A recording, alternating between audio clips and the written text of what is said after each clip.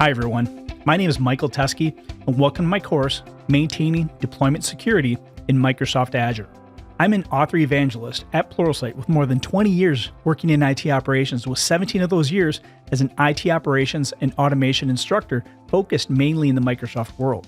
So you're concerned about how to maintain a secure environment throughout your deployment's lifecycle in the cloud.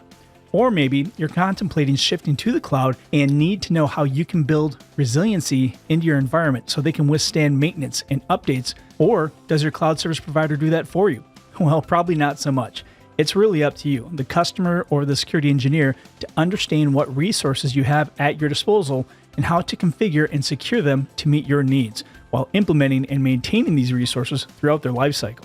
So what responsibility does the cloud service provider bear? Well, in Azure, Microsoft is responsible for making sure the lights are on in their data center and the platform itself is available and secure.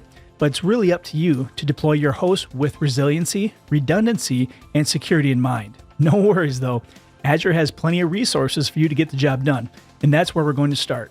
In this course, we will identify and locate some critical features and services to help create a secure, updated, as well as resilient environment for your deployments throughout their lifecycle. We'll look at fault domains, maintaining existing assets, and monitoring our serverless resources. We'll flip the right switches to better improve your maintenance and security profile while creating an environment of high availability.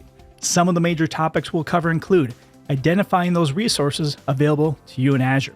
We'll look at update management, Azure Security Center, availability sets, and then finally, Azure Monitor for containers. By the end of this course, you'll have a fundamental understanding of how you can better maintain your workloads in Azure using the features and services they provide. Before beginning this course, you should have a general familiarity with the public cloud infrastructure as a service, platform as a service, software as a service, as well as an intermediate understanding of managing on-premises workloads. I hope you'll join me on this journey to learn with my Maintaining Deployment Security in Microsoft Azure course here at Pluralsight.